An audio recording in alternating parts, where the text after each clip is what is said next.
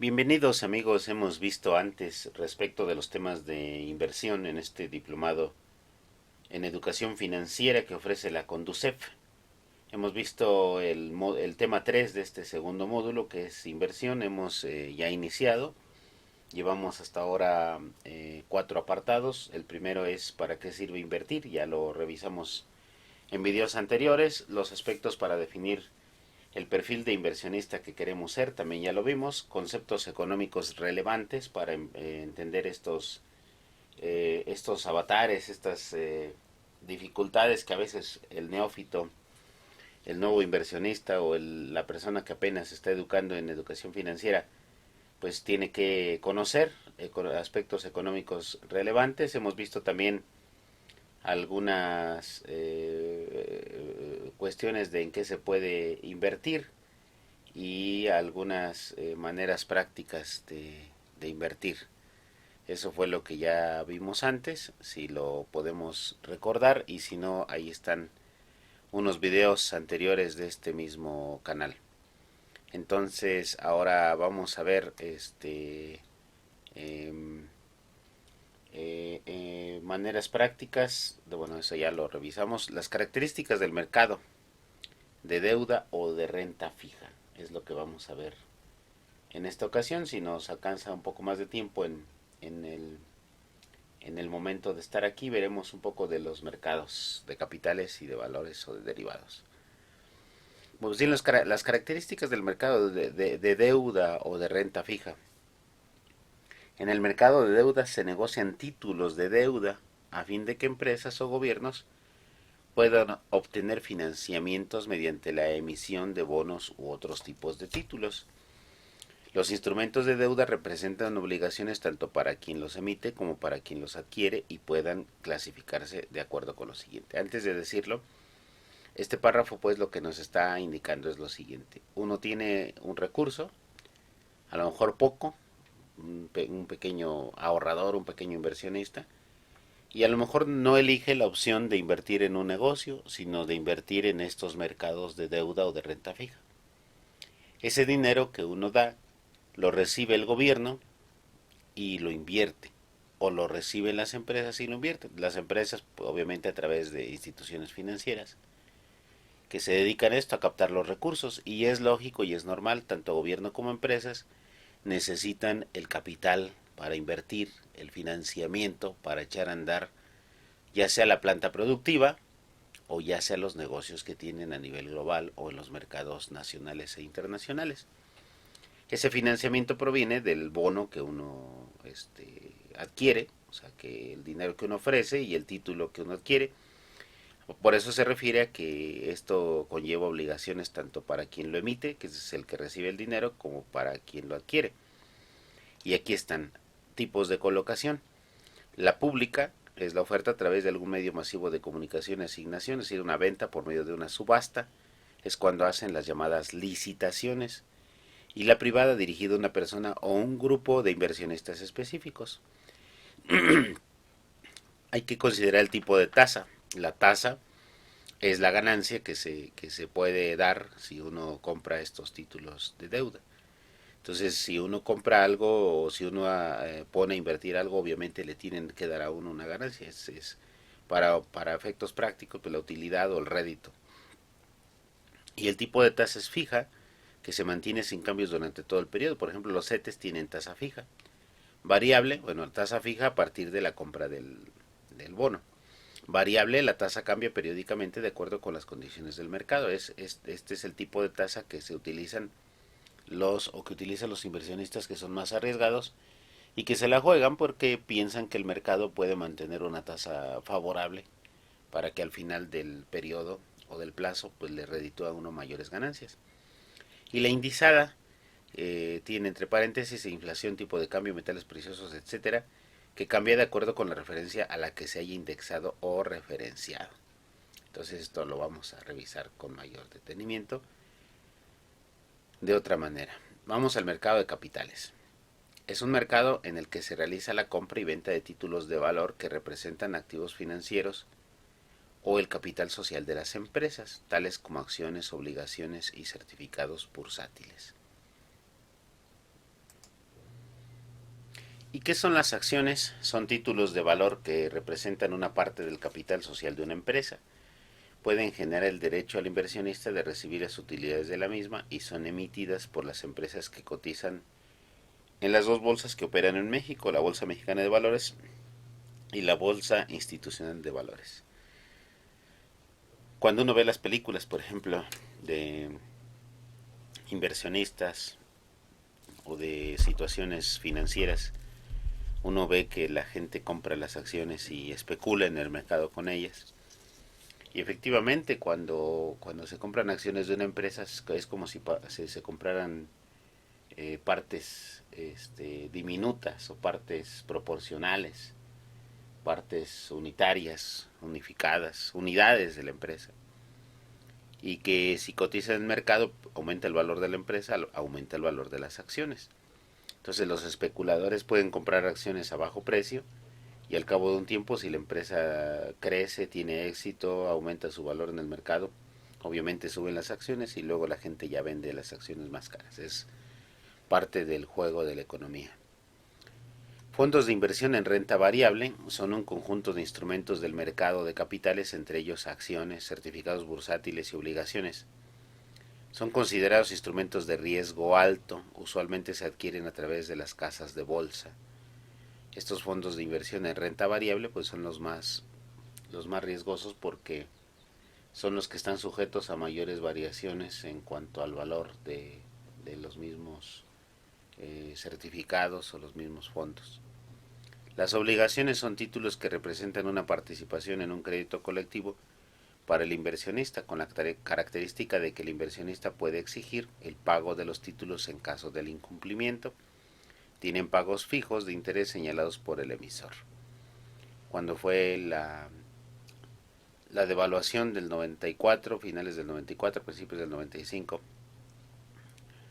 este fue una de las causas por las cuales hubo descapitalización o fuga de capitales en México, porque muchos inversionistas habían dado su dinero con bonos de la tesorería, o bonos en dólares, y al aumentar el precio del dólar, se tuvo que cumplir con las obligaciones que dice aquí, el gobierno los tuvo que hacer y pues fue la fuga de capitales.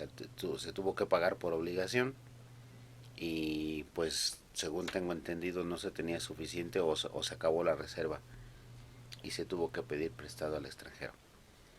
Si sabías que la tasa de rendimiento de una inversión se calcula con base en la fórmula del interés compuesto, vamos a ver eso. En contraste a la fórmula de interés simple, en este caso, representa la acumulación de intereses que se han generado en un periodo determinado. Por ejemplo, si tienes 100 pesos y una tasa de rendimiento de 2%, con interés simple en un periodo tendrás 102 pesos, eso se entiende fácilmente. Con interés compuesto a esos 102 pesos del primer periodo se le aplica de nuevo el interés. A esto se le llama capitalización de los intereses y también se utilizan los productos de crédito, es decir, ganas intereses sobre los intereses, por lo tanto, ganas más mientras más tiempo dejar tu dinero invertido. Las dos bolsas de valores es un lugar físico donde se comercializan los valores en México.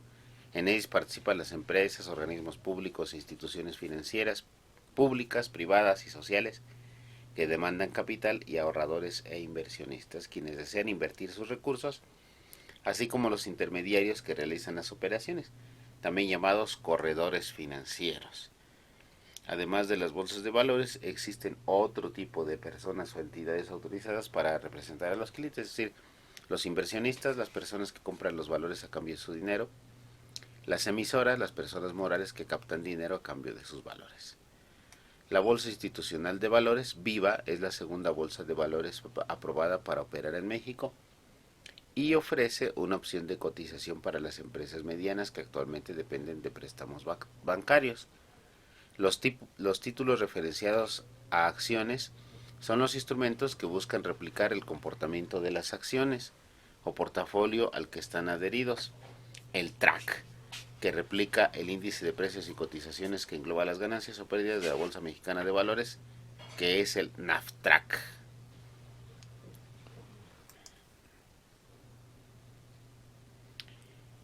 Ahora vamos a ver el mercado de derivados. Esta explicación el diplomado la tiene muy breve.